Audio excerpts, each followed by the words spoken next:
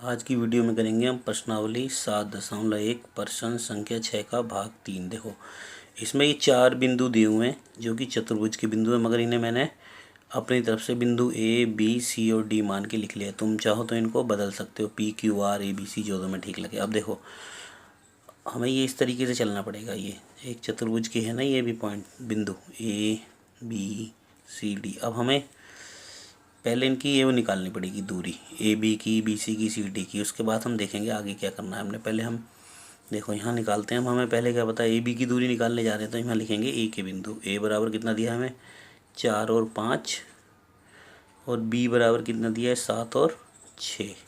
तो हमें पता है हम दूरी किसकी निकालने जा रहे हैं। यहाँ हम दूरी निकालने जा रहे हैं ए और बी की। तो सबसे बढ़िया सूत्र लिखो पहले, x2 घटा x1 की घात 2 जमा y2 घटा y1 की घात 2। अब इनके मान भर दो। x2 कितना है 7 घटा x1 कितना है 4,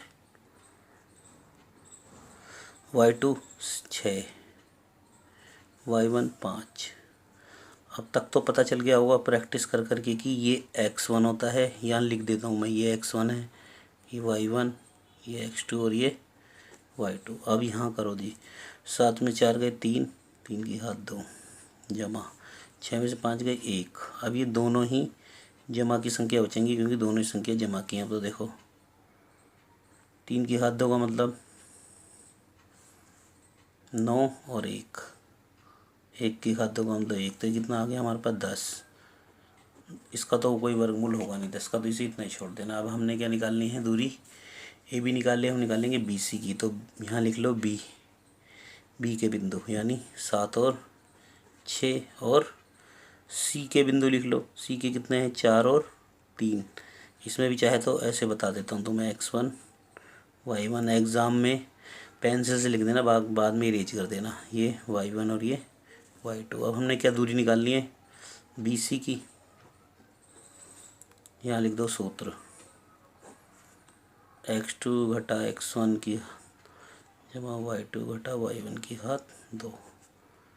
अब हमें x2 का मान कितना है 4 घटा x1 का मान कितना है 7 जमा y2 का मान कितना है 3 घटा y1 का मान कितना है 6 घटा ये आ गया।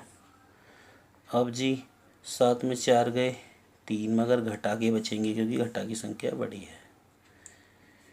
6 में से 3 गए 3 बचेंगे घटा के क्योंकि घटा की संख्या बड़ी है। अब 3 की घात 2 का मतलब 3 गुणा 3 यानी 9। अब घात क्योंकि इसकी सम संख्या इसलिए घटा का निशान नहीं आएगा, ऐसे इसका हो गया 9 और 9 18। 18 के टुकड़े क्या होते हैं 3 तिया 9 और 9 दूनी 18, यानी 3 का जोड़ा बाहर आएगा। तो क्या बन गया हमारे पास 3 वर्गमूल 2। ठीक, अब हमने क्या निकालना है सी डी। अब हमें पता है सी डी निकालने हैं तो पहले सी बिंदु लिख लो। सी बिंदु है हमारे पास 4,3 और डी बिंदु है हमारे पास 1,2। इसमें भी लिख लो, ये x1 होता है, ये y1 होता है, ये x2 होता है और ये y2 होता है। तो हमने किसकी दूरी निकालने जा रहे हैं, हम दूरी निकालने जा रहे हैं सी और डी की। सूत्र लिख दो, x2 घटा x1 जमा y2 घटा y1 की घात 2। आगे बस अब इनके मान भर दो इसमें। x2 कितना है हमारे पास 1 घटा x1 कितना है 4 जमा y2 कितना है 2 और घटा y1 कितना है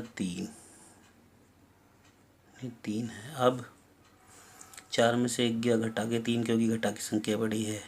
3 में से 2 गए 1 घटा के क्योंकि घटा की संख्या यहाँ फिर बड़ी है। अब 3 की घात 2 का मतलब 9 क्योंकि सम संख्या इसलिए 9 ही आ जाएगा जमा का, और यहाँ 1, 9 और 1 10, ये √10 आ गया। अब 10 के कोई वर्गमूल का फ़ायदा नहीं है। क्यों नहीं है ये भी देख लो, क्योंकि 2 पंजी 10 और 5 है, 5 में किसी के जोड़े तो बनेंगे नहीं, इसलिए हमारा कोई फ़ायदा नहीं है। अब हमें पता चल गया सी डी निकाल लिया। अब हम क्या निकाल लेंगे ए डी।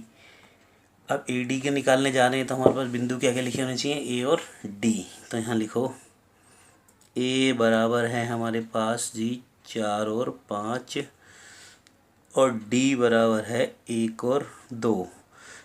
इसमें फिर लिख लो ये x1, ये y1, ये x2 और ये y2। ये पेपर में नहीं लिखने, ये तुम्हें समझाने के लिए हैं। पेपर में लिखो तो पेंसिल से लिखना और बाद में इसे इरेज कर देना। यहाँ लिखो AD की दूरी, सूत्र लिख दो x2 घटा x1 की घात 2 जमा y2 घटा y1 की घात 2। मान भर दो। x2 कितना है हमारे पास 1, x1 कितना है 4 जमा y2 कितना है 2 और y1 कितना है 5। 4 में से 1 गया 3, वो भी घटा के, क्योंकि घटा की संख्या बड़ी है। ऐसे वहाँ भी 3 बचेंगे क्योंकि घटा की संख्या बड़ी है।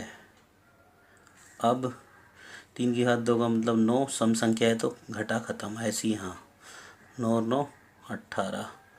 18 के गुणनखंड 3 गुणा 3 गुणा 2 यानी 3 वर्गमूल 2, ये हो गया।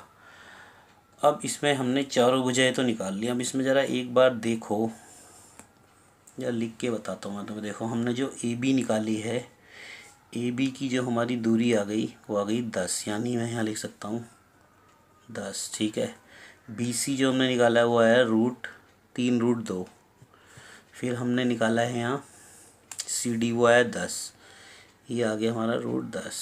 और ये आया हमारा AB जो हमने निकाला है ये AD यानी √3/2।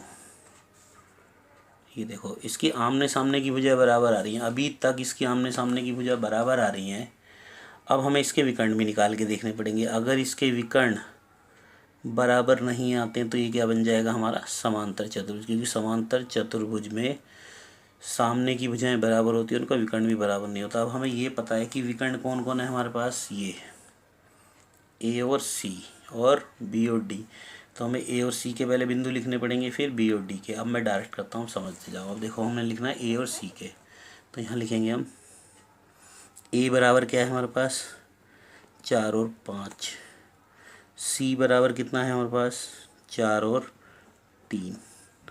ये x1, ये y1, ये x2 और ये y2। अब हमने निकालना है AC की दूरी। सूत्र लगा दो, x2 घटा x1 की घात 2 जमा y2 घटा y1 की घात 2। अब इनके मान भर दो ऊपर से, इसी में से देख के। x2 है हमारे पास 4 और x1 भी है हमारे पास 4 जमा y2 है हमारे पास 3 और y1 है हमारे पास 5। 4 में से 4 गए 0 की घात 2 और यहाँ बचे घटा 2, क्योंकि घटा की संख्या बड़ी है। अब 0 की घात 2 का मतलब 0 और 2 की घात 2 का मतलब 4, क्योंकि घात सम संख्या थी इसलिए घटा हट गया, तो ये आ गया 4 और 4 का वर्गमूल होता है 2। ये सबको पता होगा। अब हमें क्या निकालना है BD। तो हमारे पास B का होना चाहिए बिंदु, कितना है B का बिंदु 7 और 6। और D का होना चाहिए D कितना 1 और 2। BD क्या है हमारा विकर्ण था। अब देखो ये क्या हो गया x1, ये हो गया y1, ये हो गया x2 और ये y2। हम यहाँ लिखा देंगे BD की हम निकालना है दूरी। दूरी सूत्र लिख दो x2 घटा x1 की घात 2 जमा y2 घटा y1 की घात 2। मान भर दो सीधा सीधा। x2 कितना है हमारे पास 1, x1 कितना है 7 जमा y2 कितना है 2 और y1 कितना है 6। बस अब इसको हमने सीधा सीधा 7 में से 1 गया 6, वो भी घटा के, क्योंकि घटा की संख्या बड़ी है। यहाँ पे घटा के 4, क्योंकि घटा की संख्या बड़ी है। ये अंदर घटा है। अब 6 की घात 2 का मतलब 6 गुणा 6 लिखेंगे, तो यानी कितना हो गया 36, क्योंकि सम संख्या इसलिए घटा खत्म। 4 की घात 2 यानी 16। अब इनको जोड़ दो, 6 और 6 12 का 2, 3 और 1 4 और 1 5 52। 52 की गुणनखंड करके देख लो। देखो 2 दूनी 4, 2 6 12 और ये 13 और ये 13। तो यहाँ क्या आ गया 2 गुणा 2 गुणा 13। 2 का जोड़ा भारी, इसको हम क्या लिख सकते हैं 2 गुणा 13। तो देखो अब इसके विकर्ण भी अलग अलग आ गए।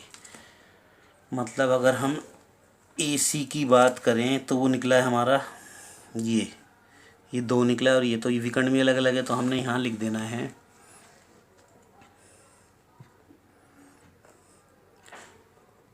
AB बराबर आ रहा है हमारे